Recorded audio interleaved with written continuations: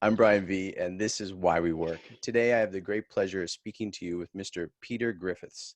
Good day, fine sir.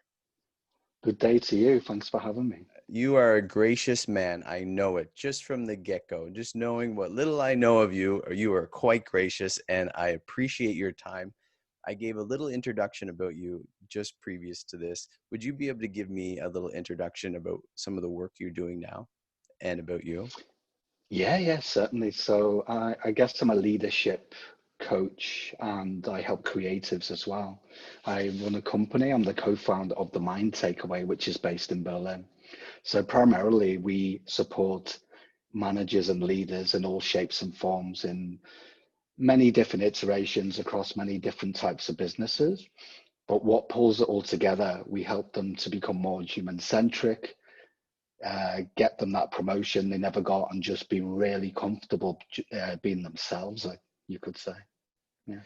When did it all start, Peter? What was your first job that you had, maybe as a youth or in after Wow. Okay. college? What, you want to go all the way back there? All Yeah. the way back, even like if it was a lemonade stand or delivering newspapers, what was Yeah. the first thing that you've ever worked in? I think the first job I had was, I guess in the US, you call it a paper boy, no? Yeah. You had this? Yeah. Well, the So, funny thing is I've done several of these interviews, yeah. and probably 25% of the people started off with a paper route. Yeah. Okay. So, yeah, I started delivering papers. I think that was my first gig Yeah. that actually gave me real money. And I was like, wow, okay. But it was a pretty tough gig. I mean, I don't know what it's like in the US, but UK weekend, especially Sunday papers, had a Yeah. lot of additional content, like half a tree. I mean, I know it's changing, thankfully, because we're No, getting it's more of true. it. True, yeah. Yeah, so it was a tough gig, and also it was bloody freezing, you know. I remember there was days when I didn't want to do it, but actually that money come in handy, and it taught me a lot.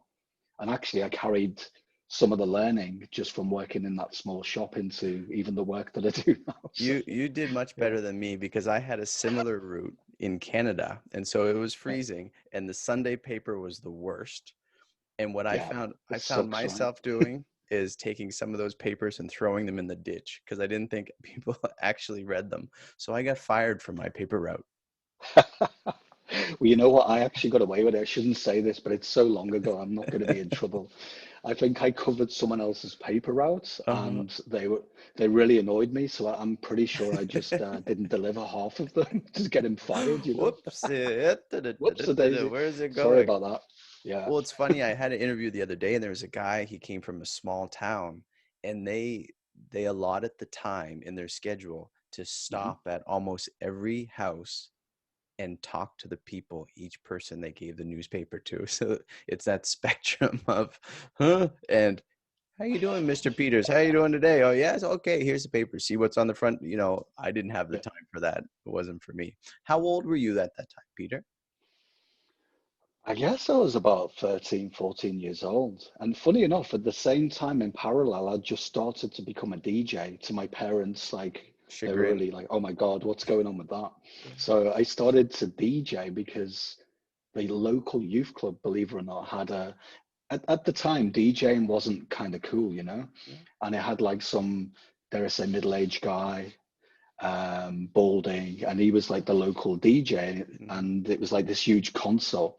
But for some reason, he got sick and left doing that gig. And Mhm. for some reason, right place, right time, we were just there. So someone said, "Oh, do you want to play records?" And I was like, "I'll do that."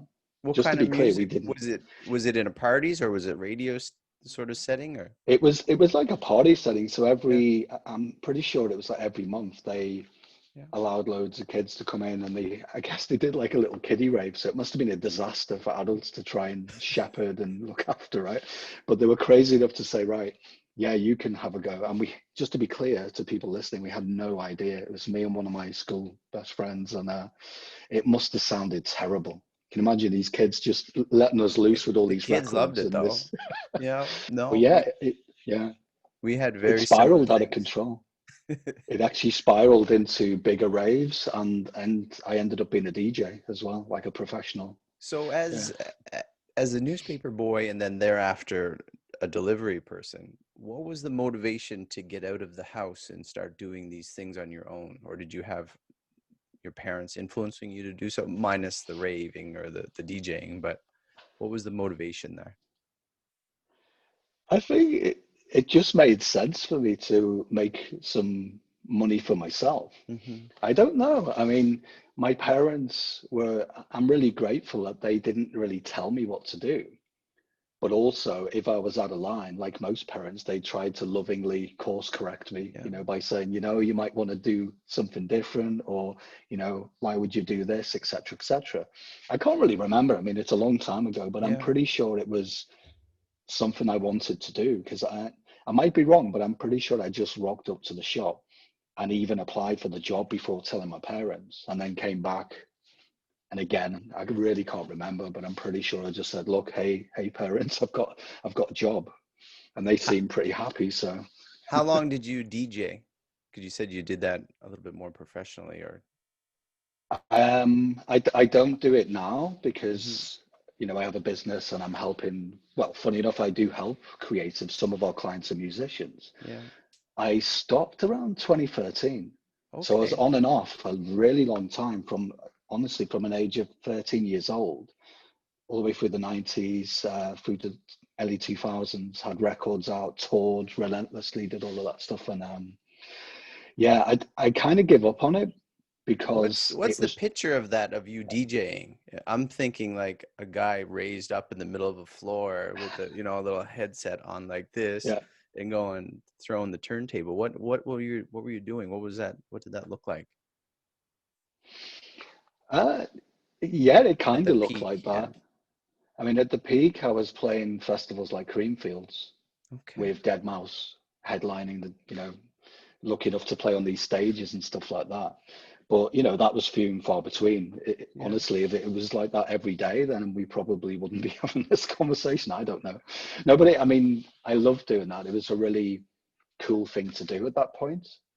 But for me, it just didn't make sense to carry it on. And now, really interestingly, some of our clients are signed to major record labels, for example. So we So help them with other things, related to the mind or creativity, that kind of thing. So so until 2013 you were doing this. So were you working also on the side any other jobs as well? yeah, so we talk about this to our clients and actually a lot within the work that we do, that actually I had pretty much a full-time job in parallel while being Okay. a DJ and then into, playing in bands and touring and stuff like that for pretty much all of my adult life. Yeah. I wouldn't wish it on anyone because although it sounds really cool, imagine holding a job. So in the UK, I was working, at least 40 hours a week. And then at weekends, trying to do a gig. If I was lucky, it was local. Sometimes it'd be in Estonia or Iceland or wherever the hell it was. And then come back and try and do all of the normal corporate stuff that adults do. So it's quite a challenge. Drained from the rave of the weekend. Yeah, and it was a little bit challenging. I mean, I was always very professional, just to be Yeah. clear. Yeah. There was definitely times when I was very tired, Yeah. but I always remained, and didn't cross that professional line because, you have to turn up. There was days when, yeah, I can honestly say I probably did have a few sickies if I pushed the envelope, etc. But most of the time, I produced the results. But honestly, would I really promote that to other people? Maybe not. But Hmm. you can do things in parallel. So Yeah. in terms of creativity, there's nothing wrong with having a side gig, side hustle, Yeah. a hobby. I just took it to the extremes where I was doing both and there was only one person. And I think in hindsight, it wasn't the best move. And I think my health, for example, suffered a bit. And even now, for example, lots of professional musicians that my friends or clients, etc. I'm always, curious about how they look after themselves. Do they get enough sleep? I always say like the parents now, I'm into my nearly mid 40s, and Yeah. yeah, I just laugh at myself now because I'm thinking I didn't really do that when I was younger. But you should eat well and get better sleep. It's like, Well, for this interview, I said you were gracious because you're in a different time zone. One, I missed the time, yeah, yeah, but I had to get up earlier. And in my youth, I would stay up this late now I need to go to bed at 9 to try to meet Yeah, time in the morning. And it's very funny. So when you were doing your corporate work and you were yeah. also doing the side gig, it's interesting you talk about this balance or trying to do, because I came under the idea that, you have a lot of people say, follow your passion, do your passion, even quit your job and just go do it. But I was more of the side, well, maybe your job is the thing that you have to pay the bills with, and you can do your Mm, passion on the side. But you're talking about over the long haul, that's not so good for your health. And I guess I never even thought of it that way, that, yeah. you're kind of being pulled apart. In long term, it's not the best situation for people. Yeah, I mean, to be fair, I mean, when I look back, I wasn't that unhealthy. I mean, I'm Hmm. lucky to say that, you know, I can't go into such details, but I was in bands where we didn't get signed to a major label Yeah. because one of my band members was having problems with alcohol and Yeah. his own psychology. And to be Yeah. fair, at the time, I didn't know anything about what I know now in terms of Yeah. how the mind works. And I tried to be a father figure, but back then I didn't have even the right words to help me. Yeah. I was struggling at times. Yeah. Yeah, I mean, I wouldn't say it's difficult because Very. it wasn't so bad, but yeah, I mean, for kids who I speak to, you being a DJ, what should I do? I'm like, well, get a good degree first, and if you Yeah. still want to do it, great, Yeah. yeah. So, But it is what it is. I don't regret it. It was amazing, but yeah, I did push it a little bit too far sometimes. so how far back before you thought about getting into these leadership type roles? I mean, you were probably, as you were Oh, saying, the yeah, father figure even in DJing as well. So you probably yeah, and had I didn't want to do that. Yeah, that's a good question because when I think back, I was always trying to help people. yeah. But I just didn't think about it or really reflect on it, if I'm honest. So back then, it just was instinctive. I guess it came from wisdom. I wasn't really so cognitive about it. Hmm. Yeah, it was conscious because I can remember these situations, but I didn't think, oh, I'm a coach or this is great example. It's a great example of leadership. And in fact, all of the leadership roles that I was in early on, I didn't want those either. It just, Mm. I was there. I was, the same person in the room, and I must have impressed people to get the promotion. And then I think after a couple of years of being in entry level supervisory positions, that kind of thing, I thought, oh, okay, I got a taste of, what works and what doesn't. But just to be clear to people listening, my early leadership gigs were a disaster, like everyone. I tried things worked, some things didn't.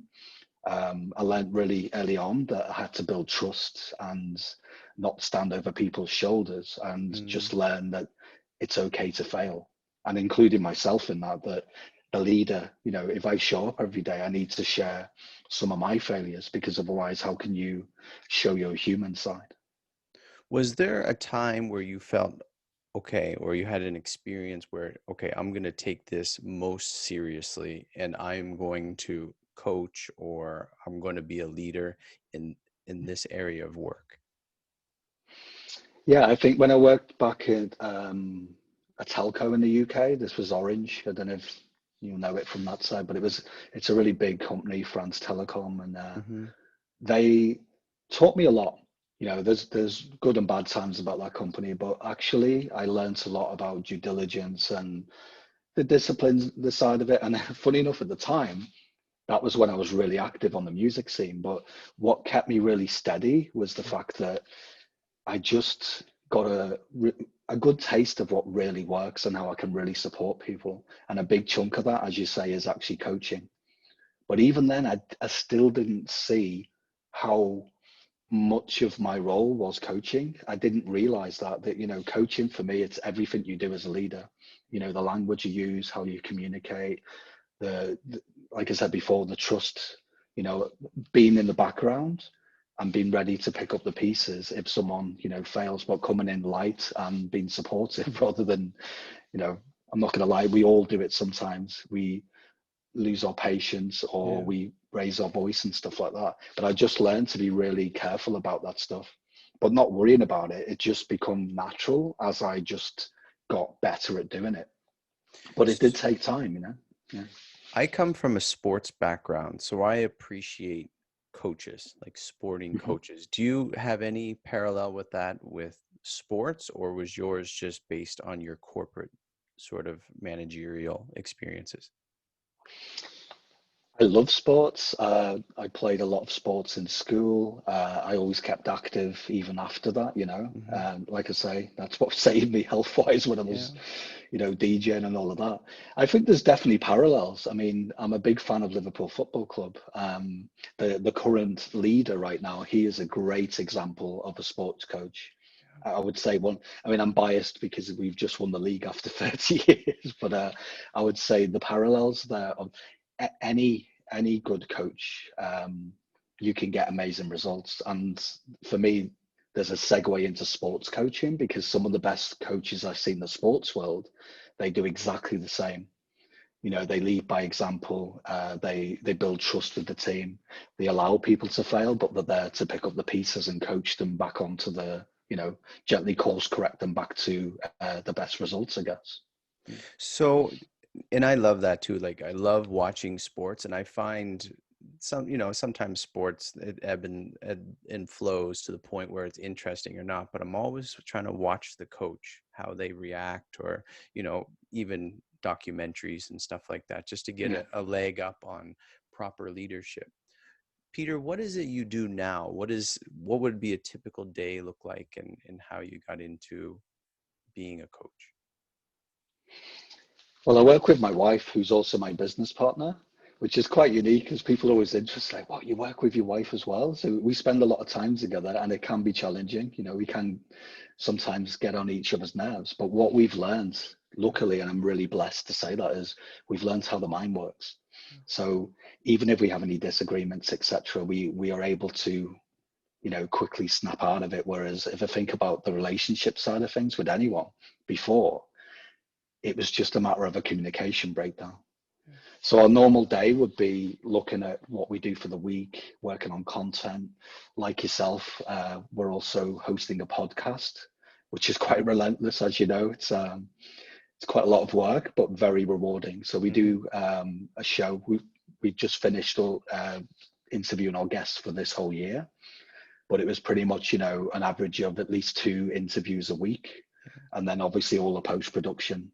Luckily, I'm an audio guy, as we've been saying. So that came in very handy Hmm. with knowing what mics to use and the sound and being able to edit really fast. But if I'm honest, that's a big chunk of it. Yeah. And the rest of the time is working on programs, one-to-one coaching, speaking to prospective or early clients about, you know, how we can help them, etc., etc. And actually, for people listening, that I think if you're really a coach, I too, like everyone else, get things wrong, my wife and Mm. I, but we're honest enough to either help each other. So we're lucky to be able to do that. But even because it's our business and there's an emotion attached, Yeah. we also ask for outside help from other coaches. So we do have a lot of, we're blessed to have quite a good network of mentors and other coaches that have more experience than us or are just better equipped to deal with, for example, say marketing or business or something like that. So actually, a big chunk of the month's time, funny enough, goes on ourselves. And that can be a challenge because Yeah. obviously you want to help as many clients as you can and you've got to pay the bills. But sometimes we just get really slow, put the brakes on, and we're like, right, what don't we see? You know, what can we improve? Yeah. Sometimes it's really cool stuff because we're doing really well, or other times we get really stuck like anyone else, and we just look for help. Um, yeah. What is the typical person? I mean, you probably have a variety of people that Mm. come to you for assistance, but what would be a typical, so if I was to come to you, how would a process or a session go to help me become a better leader? Well, firstly, a typical person would be someone either new to a management role, but they've been really senior in what they do. So Hmm. a good example would be, say, one of our clients, a UX designer, really good at cutting the teeth in the industry, Yeah. but all of a sudden they've just been given the leadership gig. And it can be overwhelming because you can know exactly about the products and very senior about design and stuff like this, but you might not necessarily have been fully allowed to be let loose and manage a whole team of people. Mm-hmm. And our first step is thinking back about, how did we do it? And from a coach's perspective, it's quite a simple process. We just really listen to our clients, and we just get to in tune with them as to what is it they need help with, what's going to make sense to give them the best impact. And it's not about quick results, but we want them to be able to find a way for themselves. So the way we coach is very subtractive. We don't give things to do to our, for our clients. We might suggest stuff if we get to work with them, but most of the stuff will come from them realizing their own clarity, their own creativity, switching or accessing their own resilience and stuff like this. So I don't know if that explained it well, but No, it most does. of our Yeah. clients are kind of middle managers who are either new to a role, or for example, they might be thinking that they're not going to get the next step and they've got a bit stuck. We also love to work with people like that, because I too was like that. Sometimes I thought, why am I getting passed over for this next job? Why shouldn't I take this role? And it's a big, for example, a dollop of imposter syndrome. It's very natural. We all have it, and it can hold people back. And that's what lights us up, really, because I haven't met a person yet, and especially our clients, who doesn't have it in them to be able to do everything that they want. Yeah. And I know it might sound a bit cheesy. It's not that we believe everyone can do everything, because you can't, right? I know for a fact I can't play for Liverpool Football Club. That's a reality. I'm not good enough technically. But a lot of the stuff that I think back when I lost confidence, a lot of it's thoughts and feelings. It's about being up in your head. So most of our work is really just lovingly bringing them round to their own reality and realizing that actually they've got it in them if they really want to do it. So sometimes they might even decide, for example, that they don't want to do the thing that they came to us for. And that's exciting as well, because when they have that realization, it's not like, oh my God, I'm stupid, I've wasted this time. They're like, wow, I didn't really want that. So what else can I do? And then we go off on a wonderful journey looking for something else. Yeah. So your company is Mind Takeaway. Yeah, the Mind Takeaway. Yeah. And you're inspiring and supporting authentic leaders. So what you're explaining here is, it's interesting to have someone come to you and say, hey, I don't want to do this anymore, and switch careers. So can you define authentic leadership, or the leaders that you're trying to pull that out of them, or allow them to see it for themselves? What is that authenticity? Yeah, it's a good question, because it is just a label, if I'm honest. And, it's always a challenge with marketing, because you want to bring people in and show you can help them. It simply means authenticity is about being comfortable being you. And sometimes as an adult, even I didn't know this in the past, sometimes you don't even know what is that? What's the real self, right? So we go on an exploration together, ourselves and our clients, and we say, look, before you can really impact people, you've got to get really comfortable with whoever you are. We get clients who know that straight away, that's great, and other people who might not have gone there and been wearing, for example, a metaphoric mask. So, for example, a lot of people, and me included in the past, used to go into a job and think, right, I need to wear Peter the manager hat today. And it wasn't so authentic. It wasn't like I wasn't trying to do that. It was just that I felt that that's what you had to do to be a manager, for example. So the first thing we do is completely erode all of that. Get them. It's pretty much resetting the clock to zero. Allowing and we would them call to that be vulnerable. Yeah, so we would just reset the clock. So I guess it's the first step for us would be to help them get really grounded and get back to reality of what's important to them. Why do they want to wake up in the morning, for example? And why are you in this job? And once they're clear on that, we can say, right, that's pretty much authenticity. That's the first step. And yeah, you hit the nail on the head. Vulnerability is super important, because if I'm trying to be something that I'm not, and whether I'm conscious of it or I'm not, when you're trying to impact other people, they're probably not going to buy it because it's not coming from a genuine source. Mm-hmm. And I felt that straight away in my early leadership career, because when I was uncomfortable, even without speaking to the teams I was managing, I had friction trying to get what I wanted or trying to impact them or help them. Whereas when I showed up and I was really honest, I'm not brutally honest, but, just saying, look, don't have the answers, but I'm with you together. We are a unit, we're a team. Let's work it out. But just because I'm your boss, I don't have the answers. I'm looking to you. And that's when we talk about, for example, empowerment and stuff like that. But to get there, you'd really need to, like I say, get to that starting point. Your company is focusing on leadership, but there's no doubt that you could help a lot of people with this, because there's a lot of people in roles, whatever role, from the top to the bottom, that are likely uncertain to why they're doing the thing they're doing, and to have a little clarity and to give them some insight as to some of their skills and some of their talents. And a lot of people are misguided in what they're doing, and they just keep going through, the proverbial hamster wheel of life, and causing a lot of friction. And I've done that in my life as well. Yeah, me too. So Yeah. it's good that you guys have honed into a particular niche, because you can only do so much with so many people, but you could be doing a lot more with a lot more people as well if you had the time. That's a really good thing to reflect on, because this is the kind of thing that excites us, but also it's a paradox. It keeps us up at night because we've gone there so many times, who would be our perfect Yeah. client. Funny enough, we were working with a friend who's amazing at marketing last night. So it's good timing that you're asking, who's the ideal person? And that's why I said the big chunk of middle management, because the way I see it is, I've reported into CEOs. I've had a really diverse 20-year career managing people. Mm-hmm. But what I realized, I could probably help more people in the middle, because it's such a challenge. And I think if that messy management middle isn't, it's the least supported thing, believe it or not.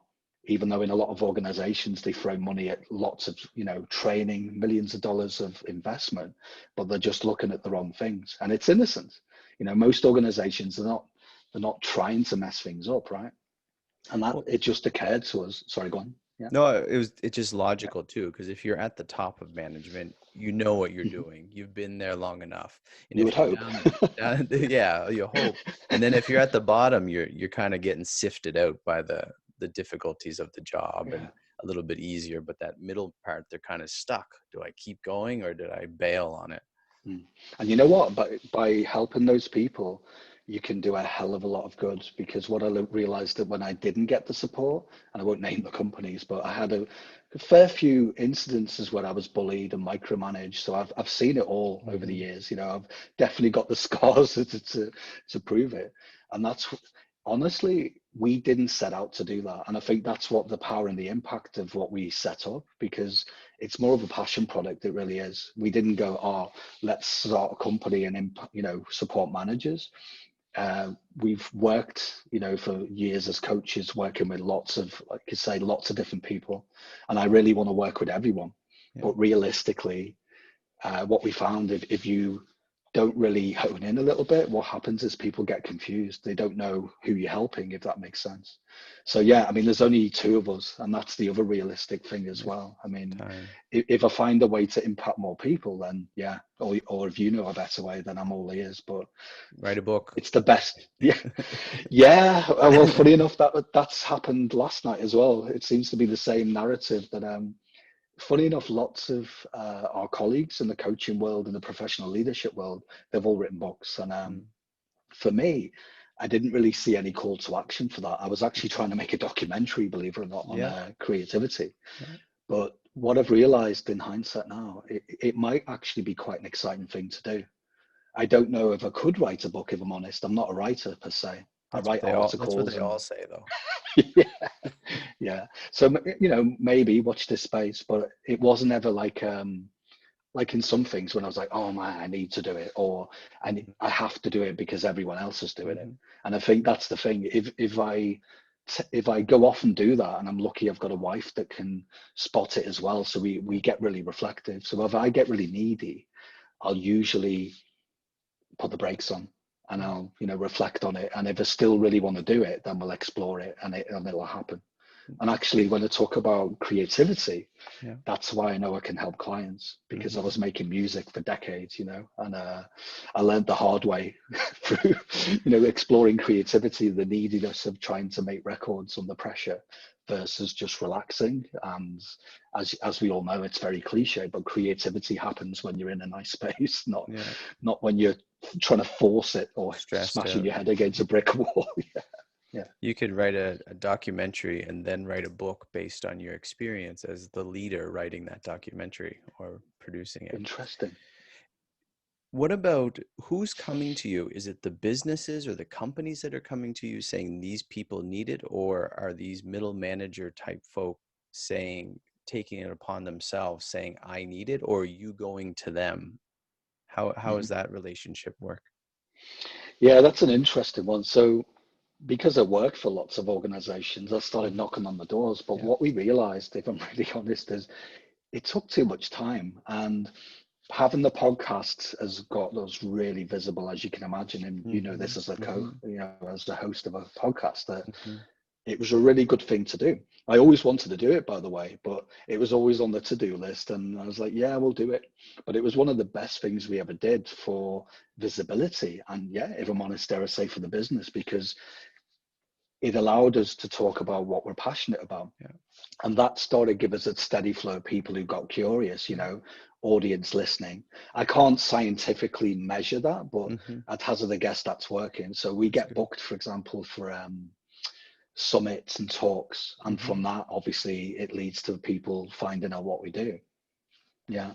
So how far is your reach then? So if someone contacts you outside of, you're in Berlin, outside, are you doing Zoom meetings, you're flying, or they're flying, or are you willing to go, say, North America? That would be, across the pond there. Or how far Yeah, is your reach?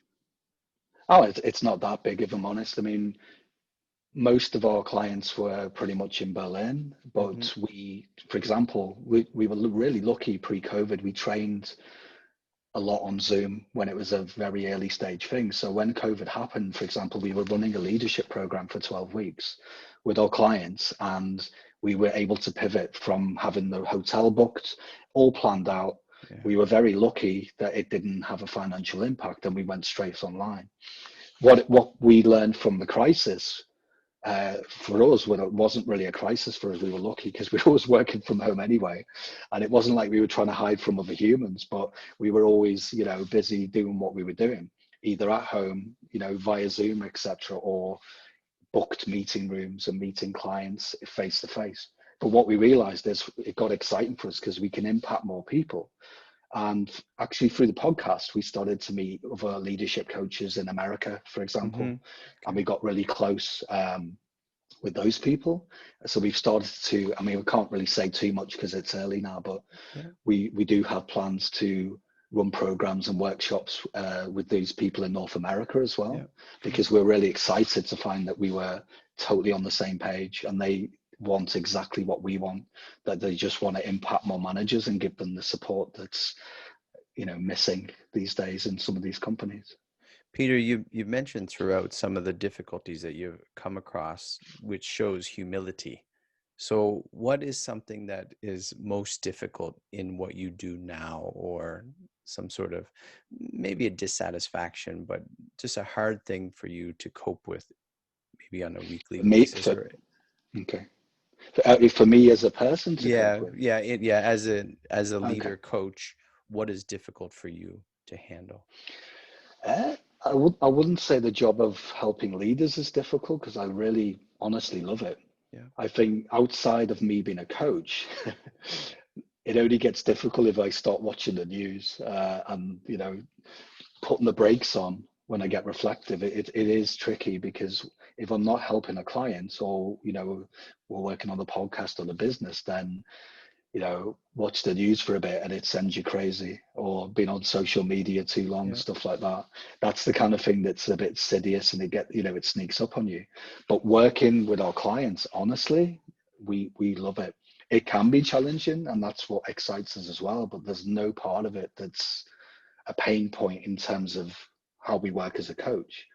I think it's more about when I think too far ahead Yeah. and I look at the world, because Mm. I can't help it as a coach. I'm very conscious of our footprint, what we do. Over the years, I got really careful about what we eat, what we Yeah. buy, stuff like that. Because if I'm honest, I was the complete opposite. I used to live in the Yeah. UAE and drive around in a 4-liter tank, and I'm open to say it because I got it wrong. I'm not going to preach about that. It's just that I got really conscious about, okay, what kind of footprint, what impact does that have on the world? So this is the kind of thing we struggle with, because when I think too far ahead, I'm like, wow, we don't have the answers as a human race. What are we going to do when the soil loses its nutrients? How are we Mm-hmm. going to feed the planet? Or, for example, the most pressing stuff right now is, when's this virus going to end? Or Yeah.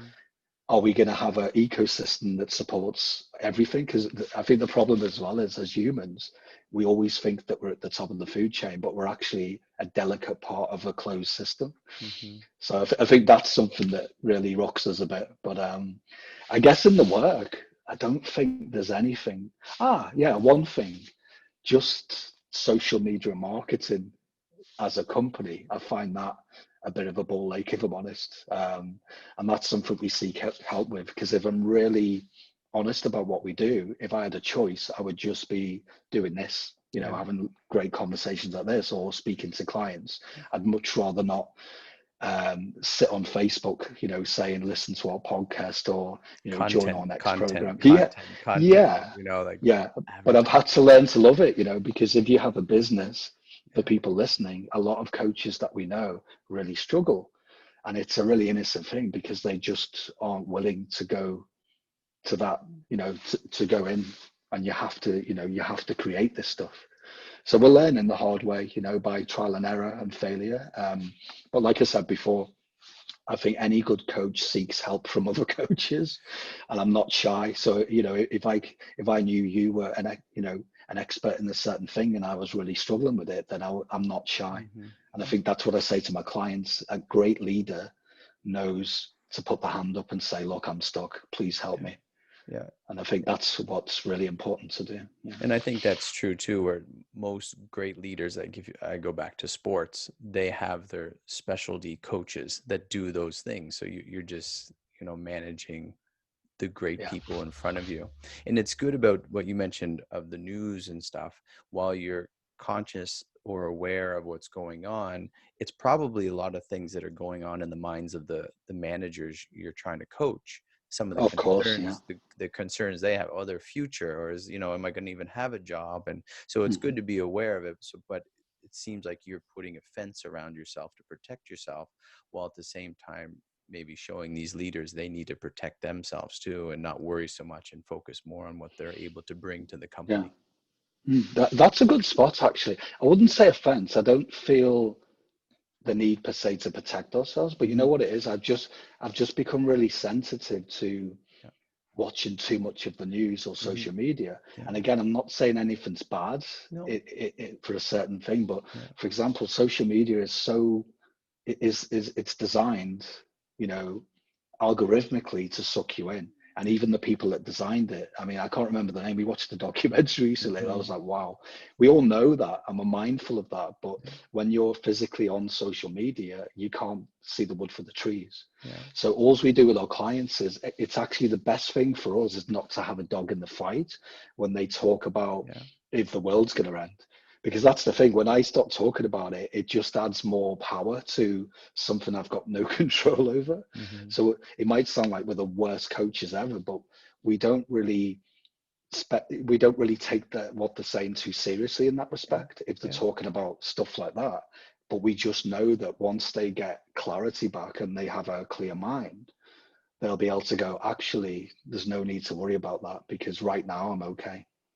And What that's is all we're ever focused on, I guess. Yeah. And you've probably had lots of experiences where things have brought you, great pleasure in your work. But what is something what brings you the most satisfaction of, coaching these leaders and seeing them grow into, or even, switching careers? What is something that it brings you most satisfaction? The most humbling bit is knowing that it's not me. Yeah. So what I mean by that is, I think any good coach, if they're really honest, it's like when I made music, my ego wants to lay claim and say, I've just created that, but it comes from wisdom, consciousness. Sounds wooey, right? But Yeah. what really humbles me is when the client has that eureka moment, when they get that clarity of mind and they're like, I can actually do this. That blows my mind. It can be quite rocket as well, because it's like, ooh, what part did I have to play in that? But I mean, just to unpack it for people listening, a good coach is it's the patience, it's listening at a really deep level, and just knowing that you don't have to put your hand in the machinery that's already working. So if I can see that my client's already on the cusp of something, it's tricky, because in my early days, you put your foot in it, you get a bit too talkative and you start butting in, and because you're willing the client to find a way forward, right? Yeah. So it took, if I'm honest, years of honing that skill to just be like, I'm excited, so you might not notice it, and I'll be like, oh, I'd love to say something now, but I'm like, wait. And then the client has that moment and I'm just like, wow. And that's it. You can never really plan, you know. It's like being a I don't parent, really. in some sense. Yeah, yeah. I think of my kids like they're going to do something, and then if they're not getting it right away, or if I have time crunch, okay, here, I'll do it. So you have that temptation of jumping in. But if you hold back and then they do get Mm. it, then you're like, yeah. Yeah. But Well, it's them. it's just, yeah. Yeah, it's just for me trusting that that's how the mind works. Mhm. That's it. And I'm not saying I'm the best coach in the world. It's a simple matter of what I discovered about how the mind works, or the way we impact our clients. We feel it's really effective. Otherwise, we wouldn't do it. But that's not to say that through our learning, we're constantly looking at everything in terms of psychology. We read a lot, probably too much. I'm a total geek when it comes to absorbing facts and stuff like that. But also that can be a double-edged sword, because in our early days we felt the pressure of, oh, we must keep studying. Mm. That doesn't even make sense to me now, if I'm honest. But What I'm is just being.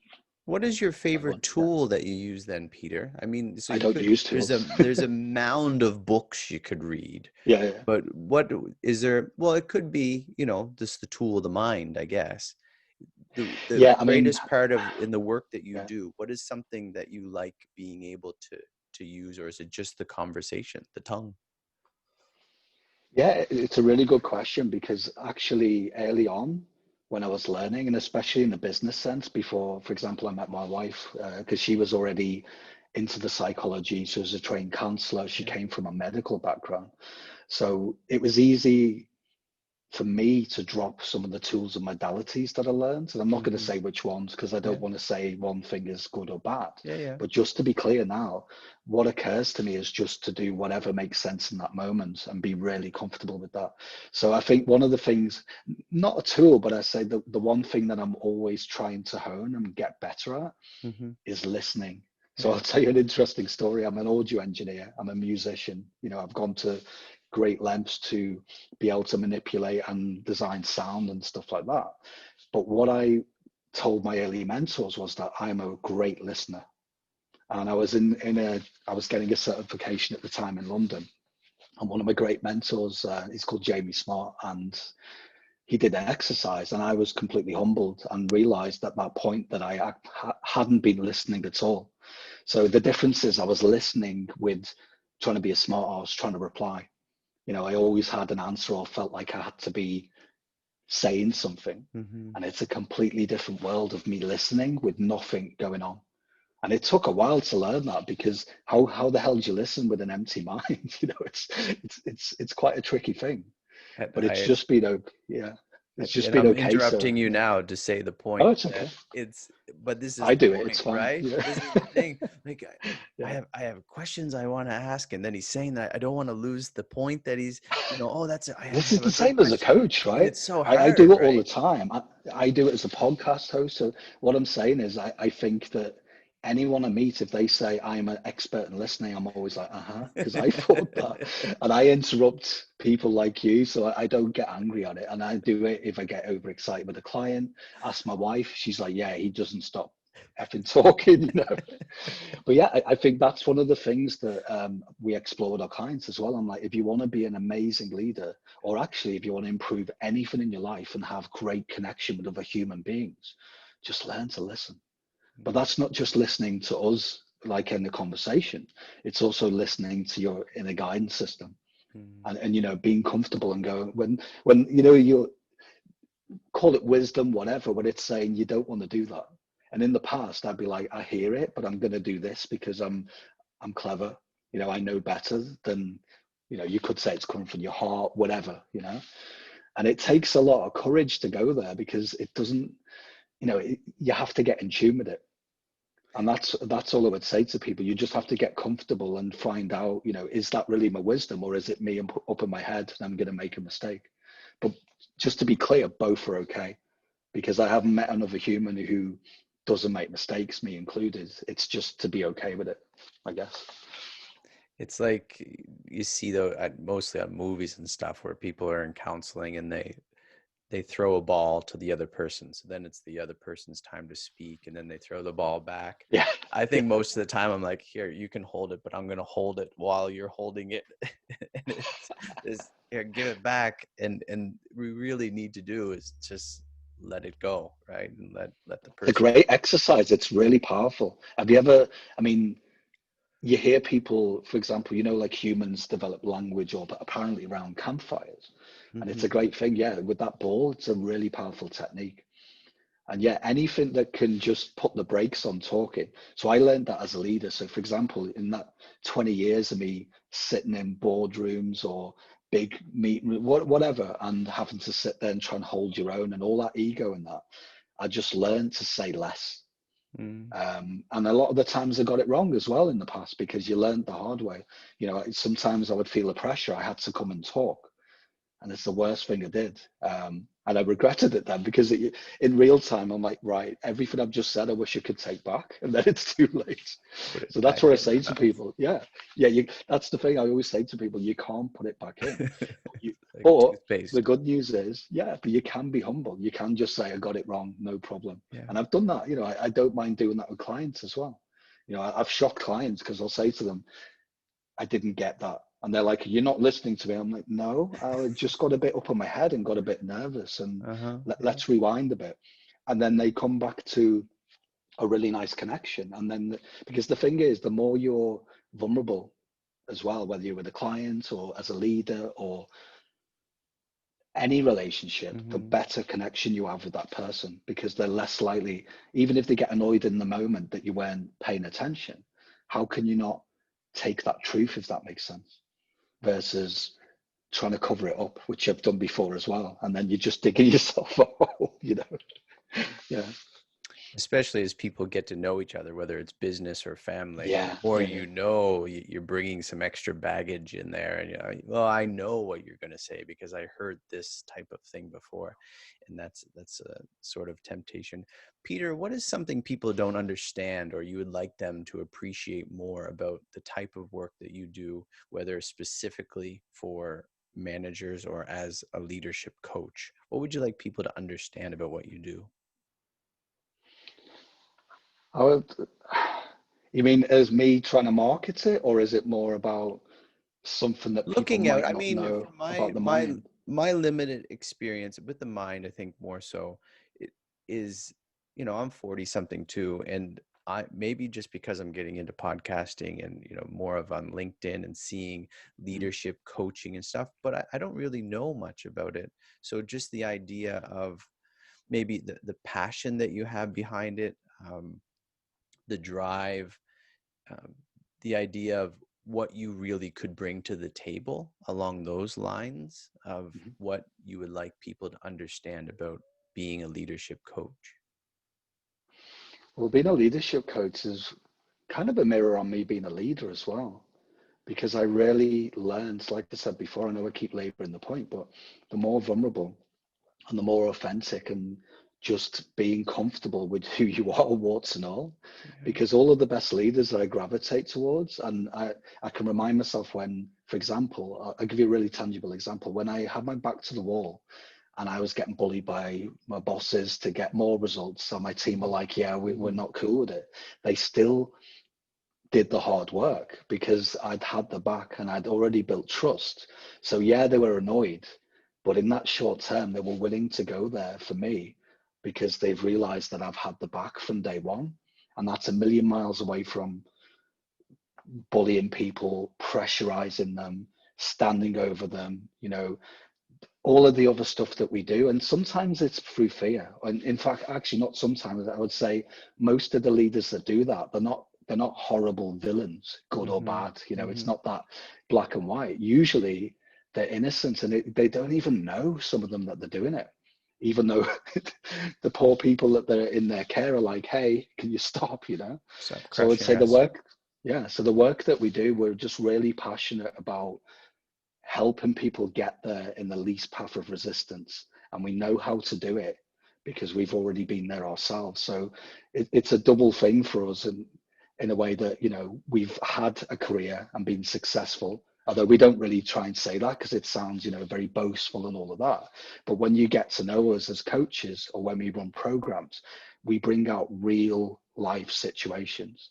Because the difference between, dare I say, some of the work that's out there, we help people learn experientially. And that's a complete game changer Mm-hmm. from, for example, being a general trainer or coach. So what we do is, for example, when we did our last authentic leadership program, we help them get comfortable being vulnerable. We talk about stuff, we create safe space, Mm. but then we say, look, we're not preaching to you or trying to sell this to you. We know this works, It works. but Yeah. we're not trying to promote it to you. So what we want you to do now is go and go and try it until the wheels come off.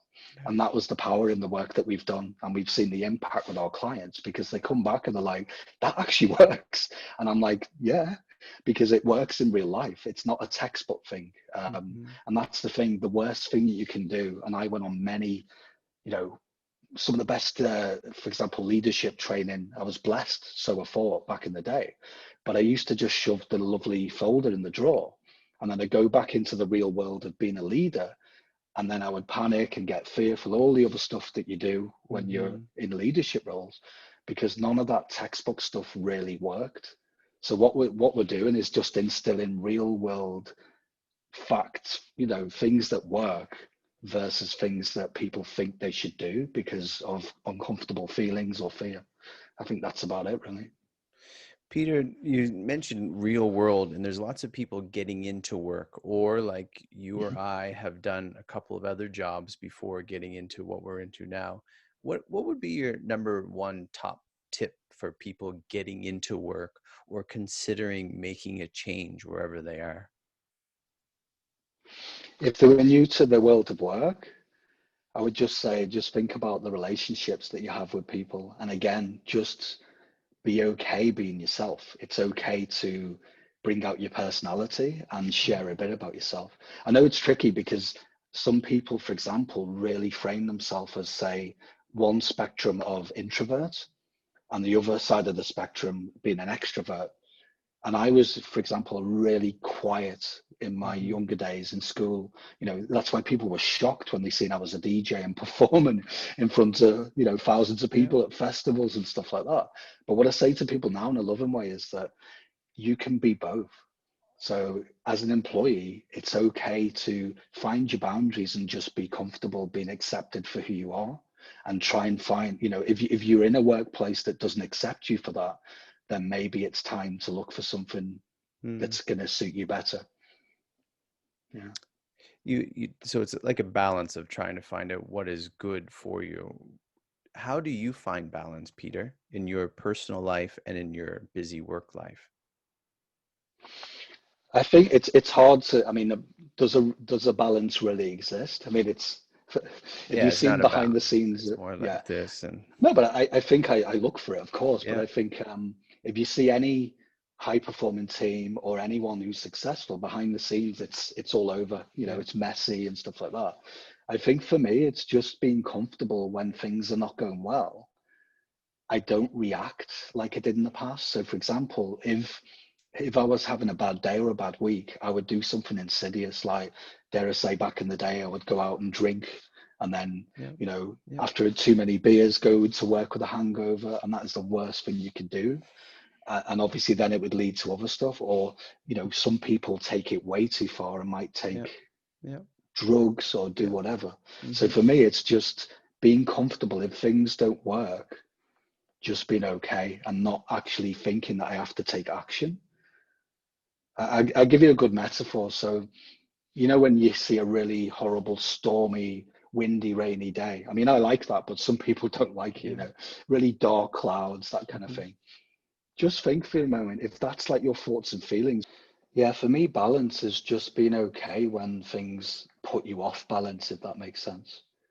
Like I said, so if you're freaking out a bit, in the past when I didn't really understand how the mind worked, I would go off and think an uncomfortable feeling equaled having to correct it or fix it.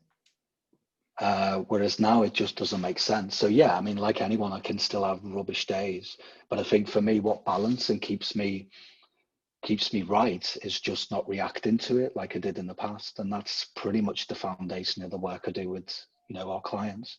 Is just showing them that most of the things we do destructively, psychologically as humans, is because we get fearful or get uncomfortable. And either we don't take action, like leaders run away from tough conversations, or we do stuff that's going to be damaging. So Yeah. have you turned more, you mentioned earlier, being healthier and eating properly. So in your free time, what is it that you're doing besides work? You know what the big thing, I mean, I would say we do eat healthy. I always tried to, although in the past, again, as I got more curious, Hmm. you learn that you didn't really know what you were doing. And as we get better at finding out what works nutritionally, I mean, it's really tough, right? I've got friends who are in that field and they're kind of not agreeing on what we should eat or shouldn't eat. So I think honestly that I can eat as good as I can without losing sleep over worrying about what's right or wrong, Yeah. balanced with the biggest thing for me was getting enough sleep. And I was the cliche musician, as we said. The time that 5 a.m. you getting up in Berlin would be me doing, working on music, or a Yeah. friend would be flying over from Barcelona, and that would be still the club would be going on for 3 days from that. I know we're both hinting at it, but it's funny how we're both alive, seeing what we did to ourselves when we were younger. And then people are like, Well, oh, yeah, I'm grateful that we you, are still yeah, having this yeah, conversation because we're in our 40s now, and yeah, I mean it's heartbreaking, but I have seen people, around that scene at the time. I've lost people yeah. that, for example, I had a label boss that unfortunately lost his life, stuff like that. So yeah, I'm grateful for that. I think as I got older, I mean, yeah, hopefully you get wiser, but it just the other things just didn't make sense. So I love going out to gigs. I still love going out to clubs, but it just doesn't make sense for me to spend days in there and not sleep. And like I did before, just harming my body. Whereas now it just makes sense for me to, for example, better than eating for me, I think is actually having a healthy mind. I might be Hmm. wrong, but Hmm. our best guess, Hmm. I mean, in the game that we're in, just eating healthy food, if you've got a really your mind's all over the Yeah, place, it's not you right. can, It's not yeah, enough. because your brain's producing chemicals, your body's reacting to, even having certain feelings can cause a physical response, right? So I'd hazard a guess that you could be semi-eating okay, but if you're really having a good mind and you're more relaxed these days and probably getting a better sleep, you're probably going to be more healthy. I mean, we'd have to do some experiments, but Well, that's what you that's were what got, saying. yeah, You were saying with the clouds coming over. So it doesn't yeah, matter if yeah. I'm eating a bowl full of salad and you have clouds over the top of your head here. that doesn't matter um, for your personal life, and that's not going to keep you going. I think everything. So, I mean, I'm just realizing that none of it's disconnected. So the biggest thing for me was getting more sleep, and that's been transformational because the person I was when I wasn't sleeping, and honestly, I really cringe when I say this now. I used to tell people like, yeah, I can survive on 5 hours sleep and all of that. And then when I started researching and getting into, getting geeky about research and really absorbing that stuff, it scared the life out of me because what I realized is that's BS. And I can name people, famous people like Margaret Thatcher in the UK. She was the Prime Minister. Prime Minister, yeah. She was famously smashed it on barely 4 or 5 hours, and she unfortunately had Alzheimer's. Her brain degraded in that way. And Mm. there's a very big study, and there's more data coming out that it can be genetics in a big place as well. But if you're not getting enough sleep, doesn't matter what you eat, the biggest thing to protect your body and your immune system and a healthy mind is actually getting a good night's sleep. Even though sometimes I want to stay up all night, I still make music, not professionally, but Yeah. if I'm in the zone creatively, then my wife's kind of switching the lights off and trying to get me to, you know, I guess get a little bit more A relaxed and go to rest. Yeah. sleep, Yeah. And I think living in Berlin was tough, it's easier now because of COVID, and unfortunately there's no clubs really going because, the world's in a strange place. But living in a big city like Berlin, yeah, you have to be careful that you don't get seduced by a never-ending list of things to do and people to meet and be out there. A Yeah. little bit more disciplined. Looking back, Peter, from what you're saying of, starting as a paper route, paper boy, Yeah. and then getting into DJing, is there something you wish you would have known looking back from now that you could encourage other people? That maybe it's something that they should know too that you just didn't. I mean, there's books and tomes that I Yeah. wish I would have known. Oh God, But where do I start? is Yeah. there But is you there know one what? thing? Yeah, it's a really good question. I love answering this one because it probably changes every time I answer it because Yeah. I probably get asked this quite a lot, and clients ask me as well. They get curious because they're like, well, you went through all of that. Yeah. My wife was saying the other day, like, God, we've pretty much had like 3 different lives. We didn't plan it. Mhm. I think I would say in a loving way to my childhood self, be be better with yourself, be okay when you make mistakes, because a lot of the damage I did to myself, or I decided not to do certain things, was literally because I was angry at, you know this horrible inner voice of torturing myself. I mean, it didn't matter what people said. I've always luckily been really tough. I didn't really care so much what adults told me, and that saved me a lot. My problem was my inner voice. You're not good enough. Who are you to do this? So I think the best, I wouldn't say advice, but the best thing I always say to younger people is just be more forgiving when things don't go right. It's totally okay. And the more you get in tune with that inner voice and you don't let it bash you metaphorically with a massive stick every time you make an innocent mistake, you'll probably navigate through life a lot more gracefully, and it'll be easier for sure. But that's not to say that you'll still get stuff wrong, because that's okay too. That's what the human experience is. It's totally fine. Yeah, It's forgiveness. I heard someone once say forgiveness is the yeah, key totally. to marriage, but obviously it's to all relationships, right? Everything. Yeah, yeah, There's yeah, nowhere that key doesn't fit. yeah. What you've kind of hinted at it with your humility. What is one of the biggest mistakes you've made in your work? Where do you want a list? I wouldn't say there's anything too Mm-hmm. damaging as such, but Mm-hmm. I mean, like I was alluding to it before, the mistakes you make when you're an early coach, for example, Yeah. and we all do it, and I was definitely did it. Was, I guess it must have sounded like I was for a UFO death cult, because I was so excited about learning that, oh my God, there's this new thing in psychology and I'm going to change the world with it. Yeah. But the problem is, when the way I would say it is it's like you're not calibrated to the normal world. So outside of coaching, that circle, the normal person on the street doesn't understand that. So what you've got to do is meet them where they're at. You know, we're only as good as where we're at, anyone, and that's me included. So what I learned, and I made loads of mistakes with it, Yeah. is I got very evangelical, and I had a friend actually, another DJ friend who's lives in Barcelona, and he publicly berated me on social media, so it was a little bit embarrassing. He did it in a loving way, so I wasn't angry, and it was a really good learning point. He pretty much said, "Pete, what's going on? Have you been indoctrinated into a mad cult?" But it was just that I realized innocently that I was pushing the envelope too much without meeting people where they are in terms of their reality. And that was a massive learning point. So when we get excited about stuff, we go through it a lot and refine it, and we try it out with, you know, an inner circle and our clients that we've known for years rather than days or weeks, because they know exactly, or they have a good grounding in what we do, versus going out and putting it on social media and then people are going, what's that? Yeah, I think I'm guilty of that same thing. I'm I think surely everyone guilty. is though, yeah. You know, it's just like I had this new belief and I had to tell everyone how to do it. You know? Have you heard of Semmelweis?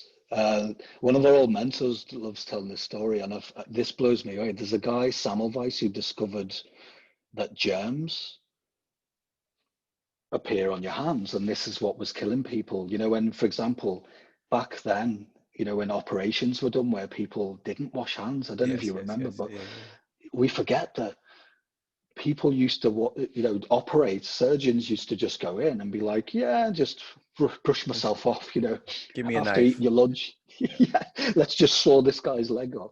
So this guy, he was a game changer. He discovered, like, really discovered that one of the biggest things that, you know, that Sure. completely changed the mortality rate. But unfortunately, he did the same thing. He got evangelical and he preached. So, for example, if you're a Could doctor you or a nurse, and imagine too? Oh, everyone. Like you see and that's parents what he like that with did. their kids Yeah. now, right? But Yeah, but this is what he did. Honestly, no shit. He basically went to doctors and nurses in the hospitals that he was working in. He's a respected guy. And he said, look, you're going to have to wash your hands like 30, 40, 50 times a day every time you interact with a patient. They were like, that sounds really bad. And I'm not going to do that.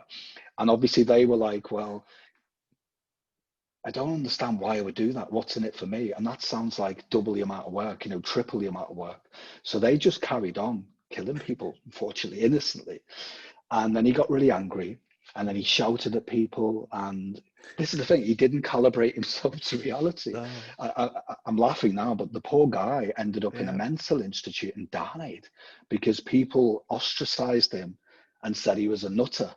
And then, unfortunately, straight after his death, guess what happens? They're like, oh He shit, he was was right. Poor.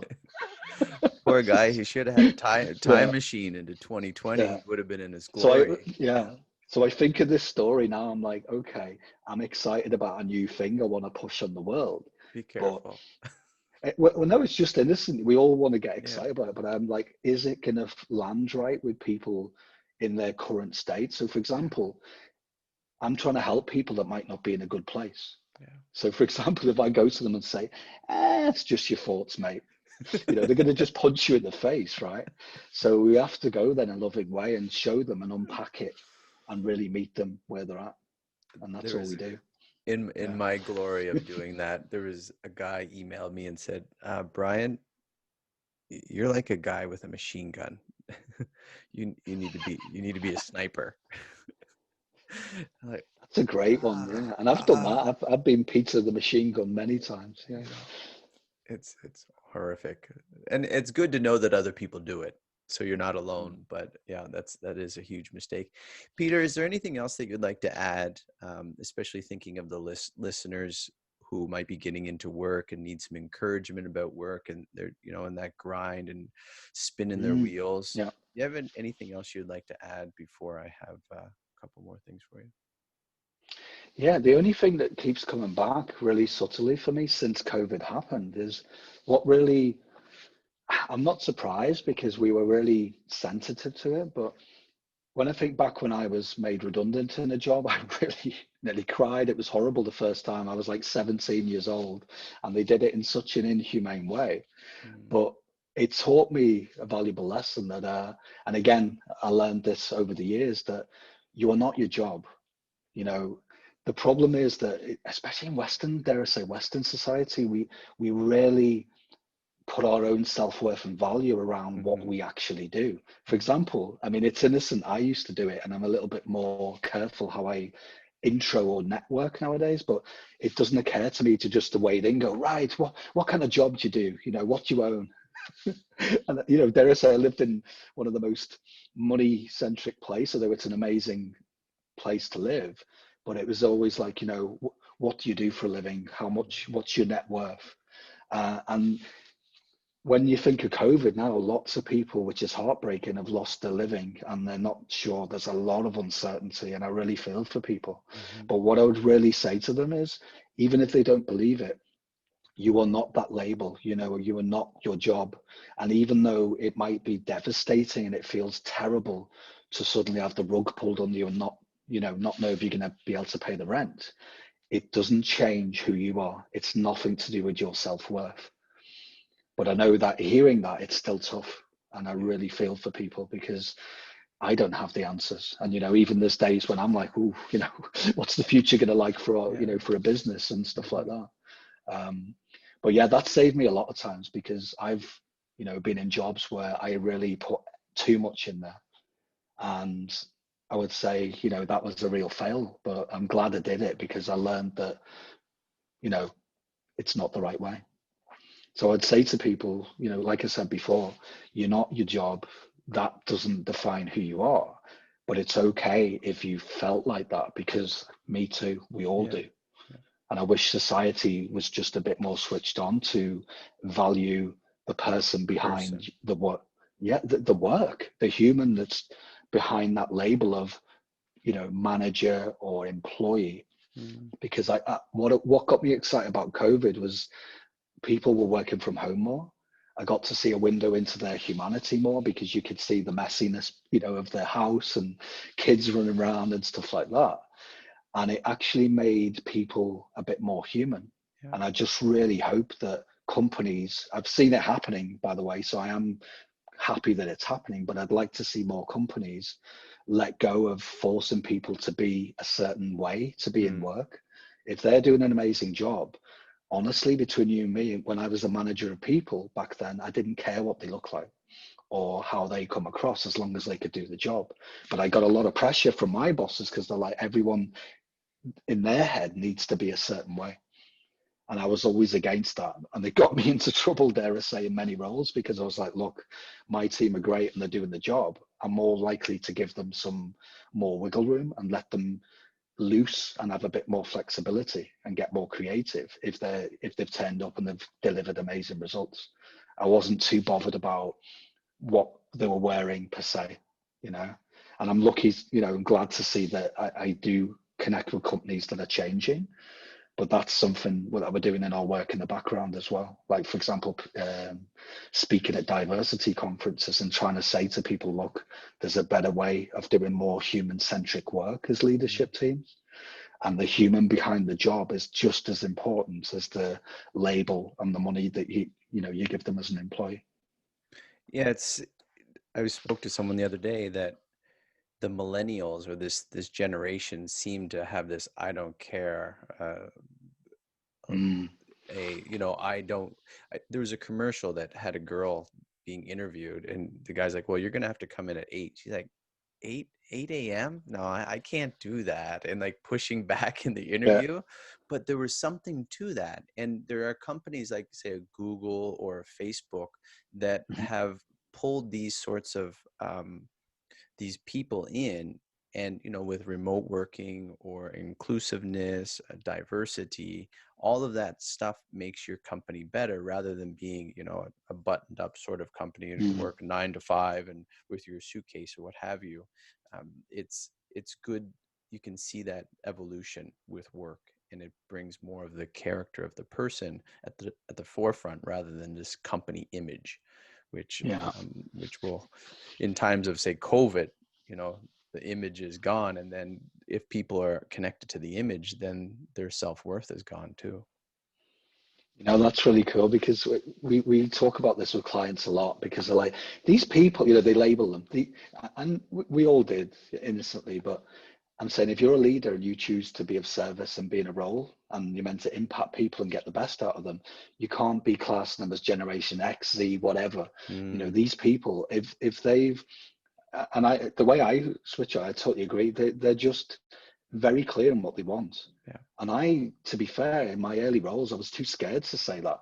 I wasn't comfortable. These people, I've got to respect that. They've grown up, they're a bit more switched on, and they've evolved. It's as simple as that. They're still, young and foolish in certain ways. But what I say to people who moan about it, I'm like, kind of tough. You have to deal with it. You need to step up as a leader and impact these people and meet them where they're at. It's as simple as that. So if they don't want to come in at 8, then maybe it's not the best time to bring them in. And again, I find lots of companies bizarrely working on factory hours, right? When they could be much more flexible just because they're too scared. They think they can't control people. They have to have them clock in and clock out. So what I say to people, and again, they're not horrible people, but our clients who are uncomfortable managing these people, we just show them a window into how to meet them in the middle and say, right, I get that. Here's the flexibility you've got. And that's the authenticity and being vulnerable and saying, look, I can't allow you to do this, but I can do this. And I respect you for saying that. But right now, this is where we can go. And you need to be that clear and that honest with them, because if you BS them, which I see a lot of people doing, or they're too scared to have that tough conversation, what happens is you end up just losing connection with that other human being. And they're either going to hate you and just go off the boil and not be productive. And then you'll have much double the work trying to fix that. Or even worse still, that talented human who you should be nurturing that talent is probably going to find a better job, because that's what I would do. Yeah. Use their talents It's, elsewhere. Yeah. So what I try and do as well, and I guess I hadn't really thought about it like that, but I guess we help leaders retain people, and that's a good thing, because companies spend millions, billions on wasted opportunity through sickness, through bullying people. And even during COVID, I thought people would get a little bit softer, but it breaks my heart to hear, as much as I hear the positive stuff, I'm hearing 50-50 where people are still being bullied at home. Imagine, it's just crazy. So yes, they're not in person, but they don't have a support system. And even working from home, although I love it, it can be quite isolating for some people. So I think leaders need to step up. And what I would, again, wouldn't teach it, but what we explore with our clients is, look, remote work is easy. You just have to check in more. But if you've got, the Gen Z who wants to, do it their way, then you just ask them. It's as simple as that. So I'm your boss. How comfortable would you be if I check in, say, once a week? Is that going to be cool with you? And then, I don't have a problem with that. I don't think you need to say, we're only going to do it my way, or you can leave, because you're just going to cause a lot of problems. And then you're just going to waste time fighting with each other. And people do it innocently, and they get fearful because sometimes the people above them are like, no, you have to tell them exactly what I want, right? And that for me just seems crazy, because most of the stuff I see in organizations where they waste money, where there's conflict, is really innocently simple to resolve by just asking. And it goes back to what we were saying at the start, just listen. You can't give people everything, because realistically they're an employee. You're paid to do a certain job. You've got KPIs and all of that. But honestly, there's a realistic way to negotiate and to get on the same page and come to an agreement that works for both people, where both people can feel psychologically safe and there's trust, and you can get the best work out of people. And that's what I did, over the years. And I just tried to instill that with our clients, really. Yeah. It's a great message, because, I've watched shows like The Prophet or Dirty Jobs, and just knowing in life the variety of jobs people are willing to do that other people like you and I may not be willing to do, but we're thankful for them to do it. But if that management isn't nurturing them, then they're off. They're going to go do something else. But there's so much that people are willing to do if people would just take the time to care for their needs or what some of their wants, and just acknowledge that they are people, not just a worker for their profit. You've just hit the nail on the head. That's exactly it. If you show a window into your humanity and you show that you're a human being too, and yes, I'm your boss, but actually I'm here to help you and I want you to feel safe and included, and I value you as a human being. Exactly what you said. I love that, because people just don't see it innocently. Why would you do something for someone? Okay, I know you kind of have to if you're getting paid to do a job, but you're less likely to do a job really well if it looks like you've been forced to do stuff. And like I said before, that the people I used to manage were willing to get their hands dirty more often if I'd already created the right conditions for them to feel completely and safe and included and have some autonomy, or what's the right word? I don't like saying it because it's a bit cheesy, but it is empowerment. Empowerment comes from creating a safe space. That's it. That's all I see it. It's not this cheesy buzzword, employee engagement schemes and all these expensive things that companies pour money at. It's simply just like being like, look, I've got your back, do a great job, and I will reward you, not just in monetary terms, but I'll be here. I'm going to give you the gift of time. I'm going to listen to you. That's a million miles away from the way that I used to think management was when I was in the early stages, or dare I say the old paradigm of leadership, get tough, shout at people, scare them into submission and all that. That's gone. And I'm glad to say, like you alluded to, these kids won't take that kind of crap anyway.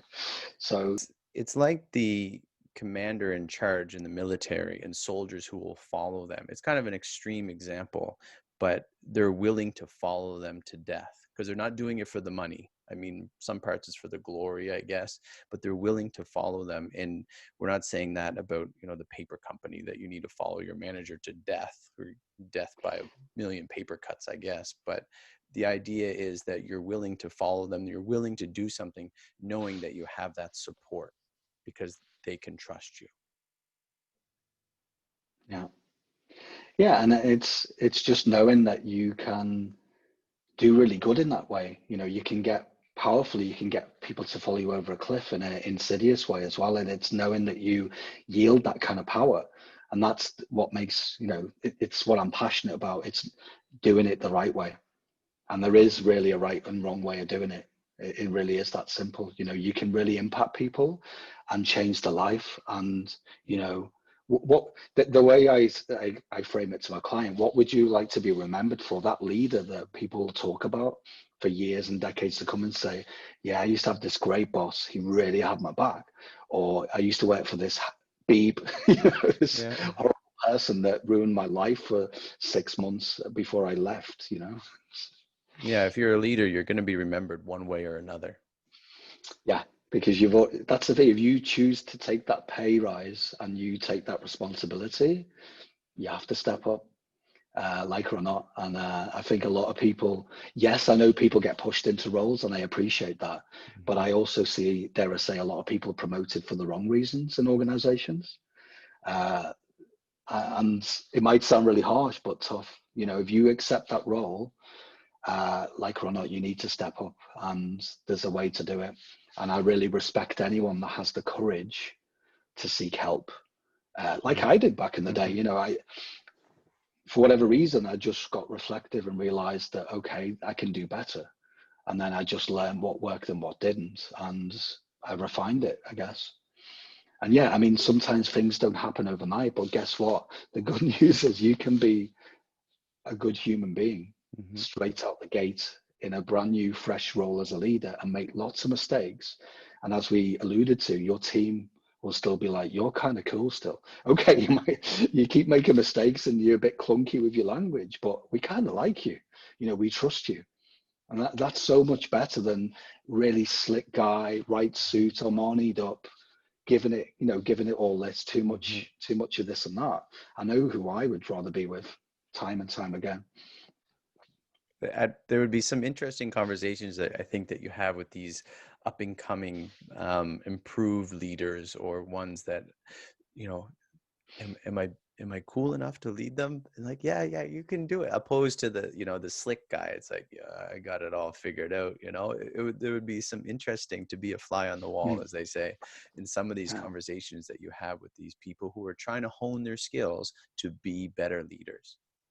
Yeah, and honestly, we love that stuff because it really is fascinating, and it's just having compassion and reminding myself that we've all been there before. And yeah, I was never comfortable holding my own in a boardroom, and I got into the game of wearing the right things and all that, but that's not where it's at.